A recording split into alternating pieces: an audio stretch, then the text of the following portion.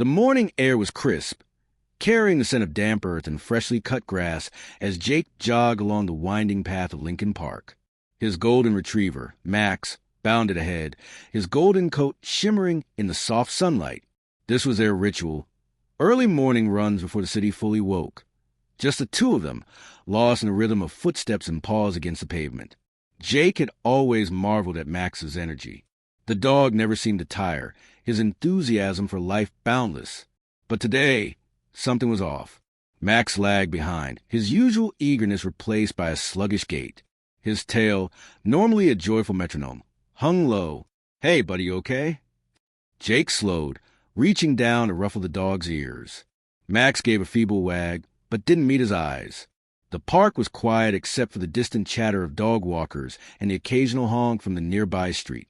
The sun climbed higher, casting long shadows across the dewy grass. Then, without warning, Max stumbled. His legs wobbled as if the ground had shifted beneath him. His breath hitched.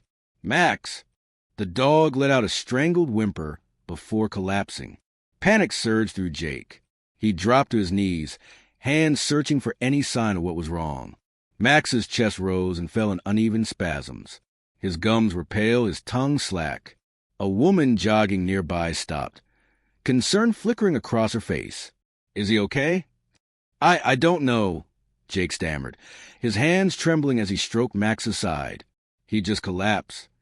Another passerby knelt beside them, her brown eyes sharp with clinical focus. "I'm a vet," she said. "Let me check him."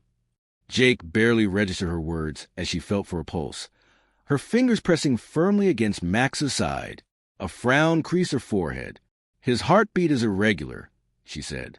"We need to get him to a clinic. Now." Jake scooped Max into his arms, surprised at how heavy he felt. The dog let out a faint whine, but didn't resist. His body was limp, like a marionette with its strings cut. The vet, who introduced herself as Dr. Emily Carter, led the way to her car, parked just beyond the trees. "There's an animal hospital 10 minutes from here," she said, starting the engine. "I'll drive." Jake sat in the back with Max cradled against him, his heart hammering as they sped through the streets. The city blurred past, brick buildings, stoplights, pedestrians who had no idea that his world was unraveling. "Has he eaten anything strange lately?" Emily asked, eyes flicking to the rearview mirror. "Not that I know of," Jake said. "He's a scavenger, but I keep a close eye on him. He was fine this morning." Emily pursed her lips. "We'll run tests. It could be something toxic, or worse." The unspoken possibilities lingered between them. Jake tightened his grip on Max, silently willing him to hold on. They reached the clinic, where a team of vet techs rushed Max onto a gurney and wheeled him into an examination room. Jake followed but was stopped at the door. "We need to stabilize him first," Emily said gently. "Wait here." Jake paced the waiting room, mind racing. The clinic smelled of antiseptic and fur, a sterile contrast to the warmth of Max's usual vet visits. The minutes stretched unbearably. Finally, Emily reappeared, still in her scrubs, her expression unreadable. "He's stable for now," she said, "but we found something unusual on the X-ray." Jake swallowed. "What do you mean?" She handed him a black and white scan. His untrained eyes struggled to make sense of it until she pointed to a shadowy mass inside Max's stomach. "That's not food," she said, "and it's not a tumor." A chill ran down Jake's spine. "Then what is it?" Emily hesitated. "I don't know yet, but whatever it is, it's moving." Jake's breath caught. "Moving?" She nodded. "We need to operate immediately." Sorry, haven't seen him." The man studied her for a moment, then glanced past her into the clinic. Jake kept still, hoping the stranger couldn't see the tension in his posture. "Shame," the man murmured. "Let me know if he turns up." He slipped a card into Emily's hand before turning, and walking away, his movements slow, deliberate. They waited until the silhouette disappeared into the night before Emily shut the door and locked it. Jake exhaled sharply. That wasn't about a lost dog. "No," Emily agreed, looking down at the card. A name and number were printed in clean, bold font. No business logo. No other details. Jake rubbed his temples, his mind racing. He knew something. He was watching us. Emily's jaw tightened, and he wanted to see if we knew anything. Jake turned back toward the operating room, where the recording device still sat on the table, wrapped in its blood-stained gauze. We need to find out what's on that thing. Emily hesitated, then nodded. I have a laptop in my office. They moved quickly, the tension between them thickening with every step. In the small, cluttered office at the back of the clinic, Emily booted up her laptop and inserted the memory card from the device. A single video file appeared. No timestamp. No name. Jake swallowed hard. Play it. Emily clicked, and the screen flickered to life. The footage was grainy, filmed in night vision. For a moment, there was only darkness. Then the dim glow of streetlights illuminated a familiar place, Lincoln Park. A figure stepped into frame, their face obscured by a hood. Then another, and another. Jake's stomach clenched. It was a meeting. The figures huddled together near an old maintenance shed, their voices muffled. One of them pulled something from their jacket, an envelope. It was exchanged for a small, rectangular object, money for something else. Then, as the camera adjusted, the angle shifted slightly, revealing a sliver of fur in the bottom corner of the frame. Jake's breath caught. Max. The dog must have been nearby when the video was recorded, and somehow in the chaos of that night, he had swallowed the device that captured it. The video continued. One of the figures suddenly stiffened, glancing toward the camera. Then, with a swift movement, they lunged toward it. The footage cut to black. Jake sat back, his heart hammering. Max was there. He must have gotten too close, and he stopped, the implications chilling. They must have realized something was recording them. Emily's fingers hovered over the keyboard. That means someone's been looking for this device, and they don't know where it ended up. Jake ran a hand through his hair, frustration and fear knotting in his chest.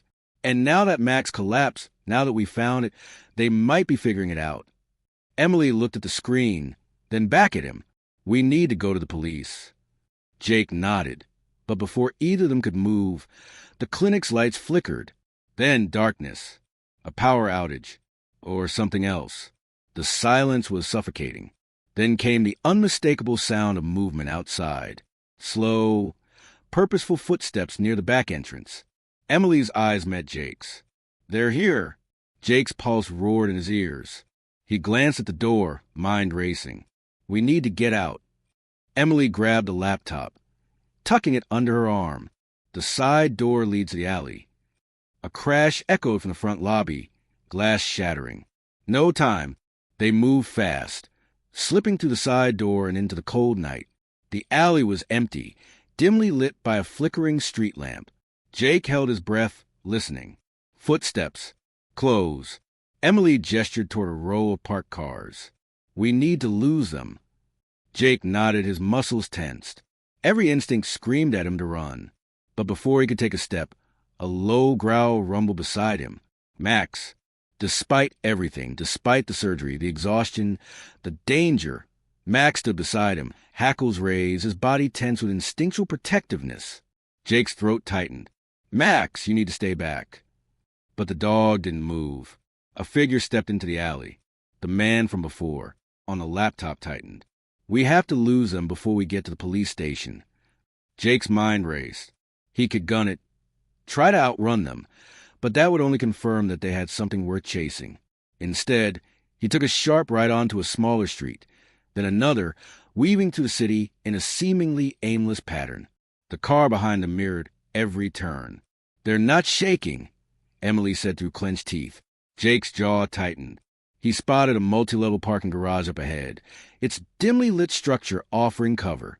Without hesitation, he swerved into it, spiraling up the levels before pulling into a shadowed corner. He killed the engine. Silence. Emily held her breath. Max sat up, ears twitching. A minute passed. Then another. Jake dared a glance over the edge of the structure. The car that had been following them crept along the street below, slowing at the entrance to the garage. The driver hesitated. Then, as if making a decision, the vehicle sped off. They're trying to cut us off somewhere else, Emily whispered. Jake didn't wait. He restarted the car, maneuvering quickly down the ramps, exiting onto a different street. The police station wasn't far now.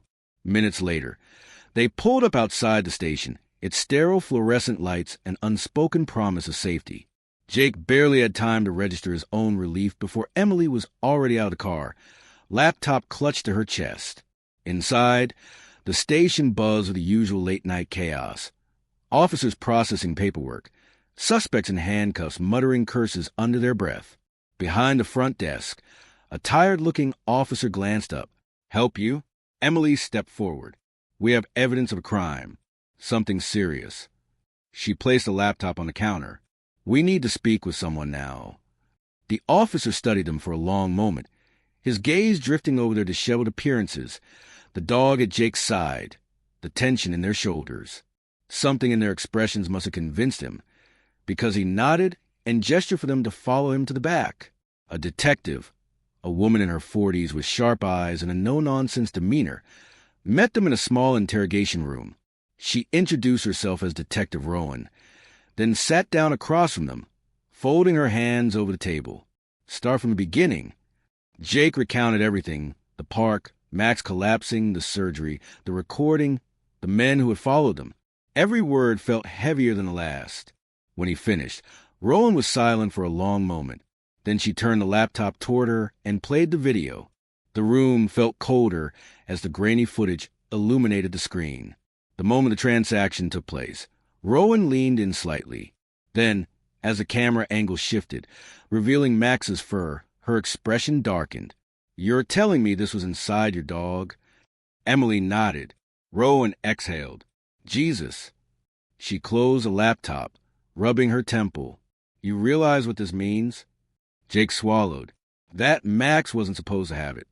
And someone's been looking for it ever since," Rowan confirmed. "This isn't some low-level crime. Whoever these people are, they're organized and dangerous." She sat back, considering. "We'll need to process this footage. Try to identify these men." Jake hesitated. "And in the meantime?" Rowan's gaze flicked to Max, then back to them. "You need to be somewhere safe. Do you have a place to stay that isn't your home?" Jake glanced at Emily, who gave a small nod. "I have a cabin. It's a couple hours from here. Secluded." Rowan handed him a burner phone. "Take this. I'll call when we have something. But until then, stay off your usual devices. If they were tracking you before, they might still be." Jake accepted the phone, his stomach twisting. "And where they find us?" Rowan's expression hardened. "Then you call me. Immediately." The drive to Emily's cabin was long, winding through dark back roads surrounded by dense forest. The further they got from the city, the quieter it became, the tension slowly easing from Jake's shoulders. By the time they arrived, the night was deep, the cabin a small but sturdy structure nestled between tall pines.